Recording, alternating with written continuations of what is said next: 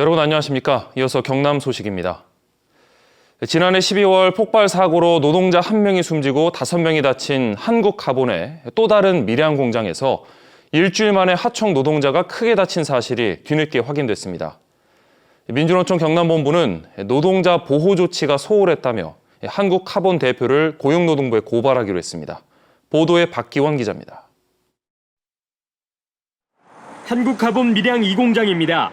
이 공장 하청업체 소속 30대 노동자 A씨가 단열재를 자르는 절단기에 어깨를 크게 다치는 사고가 난 건 지난해 12월 22일입니다.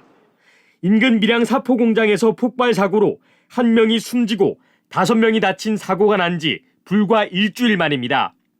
A씨는 환풍기가 움직이지 않자 전원 버튼을 점검하러 절단기 작업대 안에 들어갔고 갑자기 작동한 절단기에 사고를 당한 것으로 확인됐습니다. A씨는 권역 외상센터로 옮겨져 봉합수술을 받았습니다.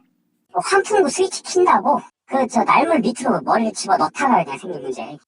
안전보건규칙에 따라 절단기 작업 반경에 노동자가 접근할 수 없도록 막는 울타리나 전원을 자동 차단하는 센서를 두지 않았던 것으로 파악됐습니다.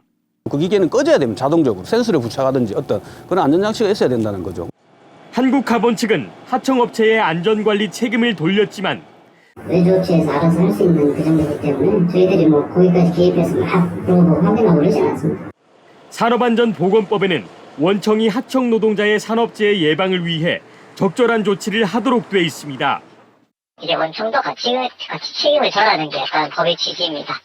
노조는 한국카본 측이 노동자들을 보호할 안전조치를 제대로 하지 않아 산업재해가 잇따르고 있다며 한국카본 대표이사를 고용노동부에 고발하기로 했습니다.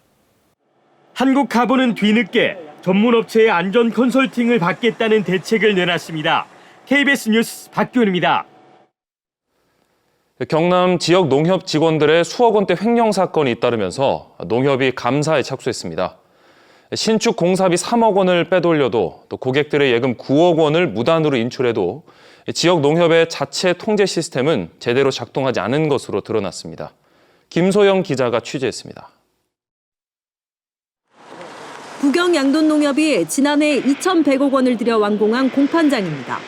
공판장 신축 업무를 맡은 30대 직원 A씨가 공사비를 횡령한 정황이 확인된 건 지난달 초쯤. A씨가 과다 청구한 용역비와 인건비 3억 7천여만 원을 자신의 계좌로 빼돌렸습니다. 이 돈은 불법 스포츠 도박 자금에 쓰인 것으로 확인됐습니다.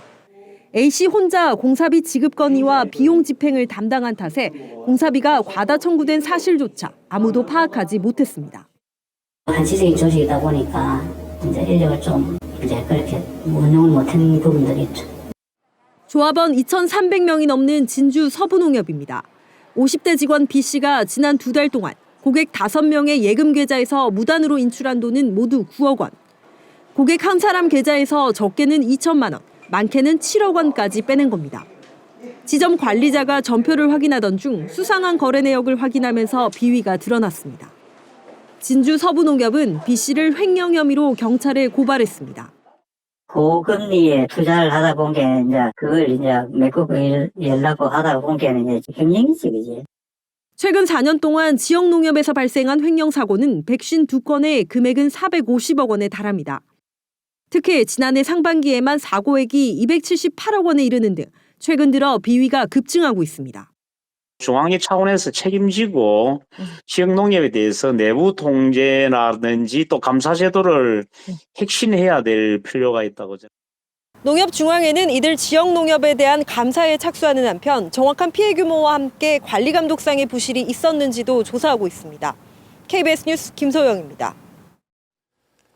가짜 친환경 낚시추 수십만 개를 만들어 유통한 낚시용품 제조업체 대표가 해경에 붙잡혔습니다. 친환경인 것처럼 속여 파는 이른바 그린워싱 제품이 늘고 있어서 소비자들의 주의가 필요합니다. 이형관 기자가 보도합니다. 양산의 한 낚시용품 전문 제조업체. 창고 안에 팔려고 쌓아둔 낚시추들이 가득합니다. 허위로 친환경 표시를 한 이른바 가짜 친환경 낚시용품입니다. 이 업체는 2016년 7월부터 최근까지 낚시추 포장지에 무독성, 친환경이라고 표시해 판매한 혐의를 받고 있습니다. 일부 제품에는 가짜 환경 표지 인증 마크를 붙여 실제 법정 인증을 받은 것처럼 눈속임하기도 했습니다. 이 업체가 만든 가짜 친환경 낚시추는 모두 35만 1천여 개. 이 가운데 32만 6천여 개인 시가 8억 2,800만 원어치가 전국 낚시용품 판매점에 유통돼 판매됐습니다. 일부 인터넷 판매업체에서는 아직도 판매되고 있습니다. 유사한 사례가 더 있을 것으로 보고 국민들의 권익보호를 위해 유관기관과 협조해 단속을 강화하도록 하겠습니다. 최근 5년 동안 가짜 친환경 제품으로 소비자를 속여 적발된 사례는 모두 2,079건. 해마다 크게 늘고 있습니다. 친환경인 것처럼 속이는 이른바 그린워싱 제품에 소비자들의 주의가 필요하다는 지적이 나옵니다. 무공해라든지 친환경적인 용어에 많이 현혹되는 경우가 있는데 용어와 내용이 일치하는지 꼼꼼하게 다시 보는 습관을 길러야 한다고 생각합니다. 해경은 가짜 친환경 낚시추를 판매한 혐의로 업체 대표를 검찰에 송치하고 판매 금액에 대해 환경부에 과징금 처분을 의뢰했습니다. KBS 뉴스 이형관입니다. 오늘은 마스크를 잘 착용하고 나오셔야겠습니다. 우리 지역 어제부터 미세먼지가 말썽인데요. 먼지 안개로 인해 보시는 것처럼 시야가 상당히 뿌였습니다. 당분간은 이렇게 공기가 탁할 것으로 보여서요. 호흡기 건강에 유의하시는 게 좋겠습니다. 절기상 소환은 오늘 추위 대신 비 또는 눈이 찾아오겠는데요. 밤부터 시작돼 서부 내륙은 내일 오전까지도 이어지겠습니다. 1cm 내외의 적은 눈이 예상되고요. 강수량으로는 5mm 내외가 전망됩니다. 오늘 바람에도 주의하셔야겠습니다. 해가 지고 나서 남해안을 중심으로 강풍이 불어대겠습니다. 비가 내리기 전까지도 건조특보는 이어질 것으로 예상돼 주의하셔야겠고요. 현재 기온 보시면 밀양과 창녕이 영하 5도, 의령 영하 6도, 함안 영하 7도로 오늘도 영하권 추위를 나타내는 곳들이 있습니다. 낮 기온은 10도 안팎으로 어제보다는 1에서 3도가량 높겠습니다. 현재 서부 지역은 합천과 진주, 사천 영하 5도, 남해는 0도를 가리키고 있고요. 서부 지역도 낮 기온은 10도 안팎이 예상됩니다. 먼 바다로는 풍랑 예비특보가 발효됐습니다. 모레 오전까지도 물결과 바람이 거셀 것으로 보입니다. 다음 주 후반까지도 계속해서 맑은 날들이 이어지겠고요. 큰 추위 걱정은 없겠습니다. 날씨였습니다. 올해 하반기 만기인 경남의 아파트 전세 계약 가운데 최대 20.7%가 전세금을 돌려받지 못하는 깡통 전세가 될 우려가 있다는 분석이 나왔습니다. 주택금융연구원의 최근 보고서를 보면 앞으로 2년 동안 주택가격 지수가 10% 떨어지면 경남의 만기 도래 전세 계약 가운데 11.8%가 또 지수가 20%까지 떨어지면 20.7%가 깡통 전세가 될 것으로 우려했습니다. 경남의 7개 섬이 가뭄으로 급수가 제한되면서 주민 2,300여 명이 불편을 겪고 있습니다.